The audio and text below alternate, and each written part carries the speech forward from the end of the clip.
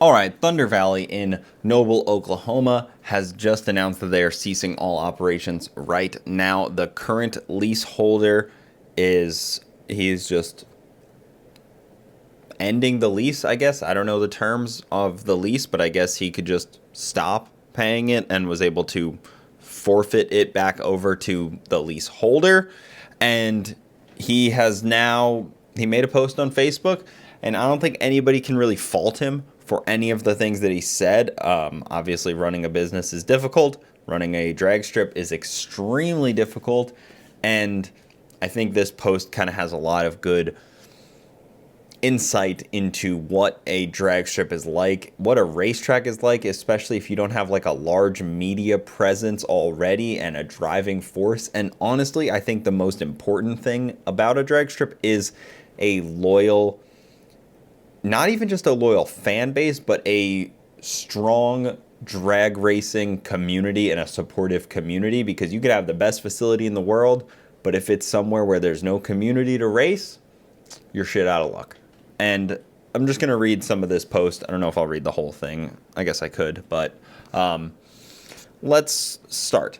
TVRP is closed, and no, I don't know what the future is. I did my best and put my heart and soul into recovering it. I set up a remote suite with a fold-out couch and moved in to not lose any time driving back to the city. When my slingshot got hit, I turned that into a new stage instead of getting it repaired. I met a lot of great people. I guess that part didn't make sense to me at first, but I guess he took the insurance money and put a new stage instead of fixing his slingshot. Slingshots kind of suck anyways, sorry. I met a lot of great people and had a great time. Thank you all who gave it a try and helped out, especially all the workers who worked in Oklahoma heat day in and day out. Thanks everybody.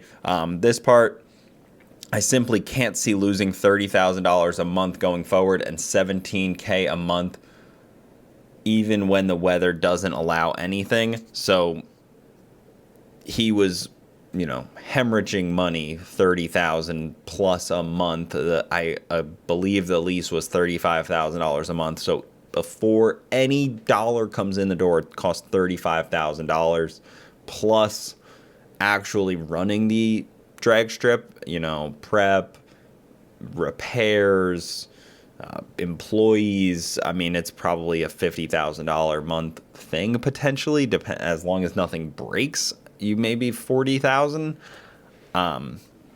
Yeah, rough. A lot of money, especially in Oklahoma, where I don't even think it's usable all year. I think there is quite a few months where it's not usable. Get back to it. A note to racers: stop with the bitching. We know you would like 80s pricing and 2034 payouts, and we would like to give you that. But when the numbers don't add up, there is absolutely no way it can be done. So no sense turning everyone off by complaining about it. Either come and race or don't. I have talked to like a zillion people, and they don't come to the races anymore because all they hear is bickering. Just stop.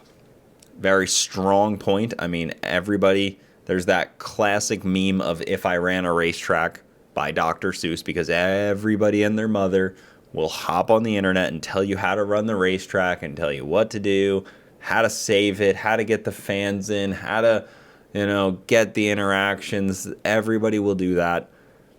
But very few people actually nut up and own a racetrack and actually implement those things. Obviously, some people might actually have good ideas and know what they're talking about and be worth listening to, but some people are just yapping. I'm just yapping. To any future owner, if there are any, the track, timing system, and all prep vehicles are running good now. Oh, you'll need to change a sensor now and then or something else. It is an outdoor sport, and Oklahoma weather is not nice to electric stuff. The buildings are about quarter done with cleanup, so turn them into something else like lodging, a bar, maybe electric car or drone races. I guess he's talking about some of the other small buildings on the property. TVRP monthly car show and tell the participants to prove it. Fire up grudge night and test and tune often. No do flashlight starts once a month, and all the bikes and mini bike races you can handle, and go no prep. So he's just kind of giving some advice to whoever potentially takes on this project, because presumably now the lease is up for grabs if somebody else wants to step in and try to run this deal. So if you're interested, I guess find out how to get a hold of everyone. Probably the most important tip is to not have any payouts or sticky track events until you can get the spectators flowing. Big payout will not bring in racers, so don't get talked into that. I met a lot of great racers who get it, but far too many don't understand. It costs $4,000 to $6,000 for one day bracket race at $50 per tech card, and you will need 80 cars to break even, guaranteed a $2,500 payout per class, and then only have 15 racers for the class show up, means you paid them to come race at your track. That is painful. Paying racers to come race. That, especially when they're not bringing spectators, because bracket racers don't bring spectators. That's just a known fact about bracket racing. Nobody shows up into the stands, so paying them does not make any sense at all. Just stick with no prep and parking lot events, which make good money until you can get some race sponsors in place. I talked to 3 other track owners, and they agree bracket equals 90% of the problems and only 10% of the return. Go read the feed where I set up groups for new projects to start doing the non-track things I listed above. I was told more often to fix the perfectly running setting PB track and stop wasting time on spectators and other things. Racers, monitor your own policy should be implemented. That is a huge one as well.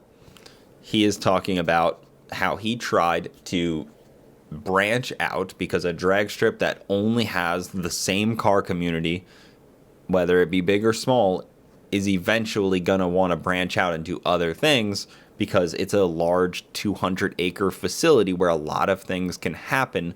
And it's a shame that he tried to do this and they attacked him for it, and now the whole thing is closed. You see what happens? You see what happens when you do this?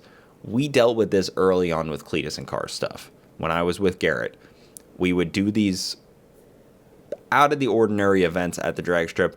All of the older guys would hate it. The drag strip would love it because they were getting filled up. The older guys would just say, these are the races that need to happen, and no one would show up to watch. No sponsors would sponsor the classes. No media attention would be involved, and we were the bad guys in their eyes. That was my personal experience. Look over the land. There is just under 200 acres to do stuff with. Eventually, the land will no longer be a racetrack, most likely, so set up some dirt bike stuff, maybe run some cattle in the back 50. Heck, set up a shooting range like they have on the adjacent land. Well, I'm off to take care of my neglected backyard and my neighborhood disc golf course. Back to the wild grass jungle it became while my tractor was at the track. All the neighborhood kids will be happy again. Also, maybe I can even have time to get out on my Switch on the lake. It's been a busy summer. Network Larry out. I don't know if that's his name. I don't know what that last part means. But I'm just reading their direct post off of the website, and I think there's a lot of self-reflecting some racers can do. A lot of people don't support their tracks. A lot of tracks make it hard to support in the other side of things. Sometimes you genuinely don't want to support your track.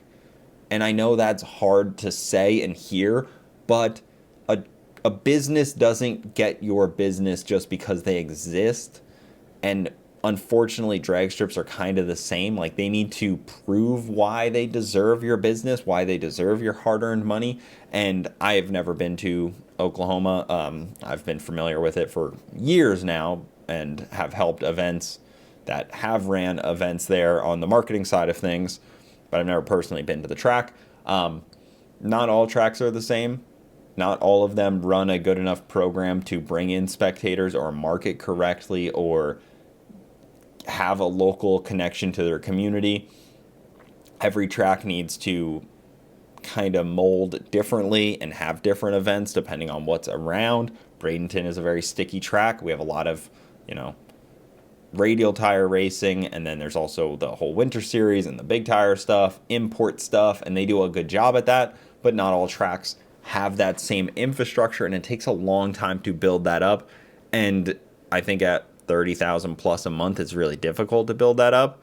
I think you're just in a losing battle. That's how drag strips end, is because it is so dang expensive to run one of these, and people don't want to pay more than $20 for entry, which is crazy. I get if you're just there to spectate on a test and two night, maybe $20 is a little high, but if you're there to race, $20 is pretty cheap, honestly.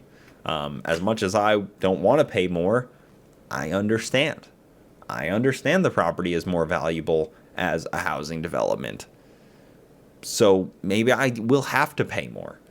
But you got to get a good service on the backside. You got to have good food. You got to have clean bathrooms. You got to have a good facility. The track has to be clean and not dangerous. And the safety crew has to be on it. All of those things also have to be true. But I'm already rambling. So what do you guys think? Is this just a tell of future to come? More drag strips are going to follow suit?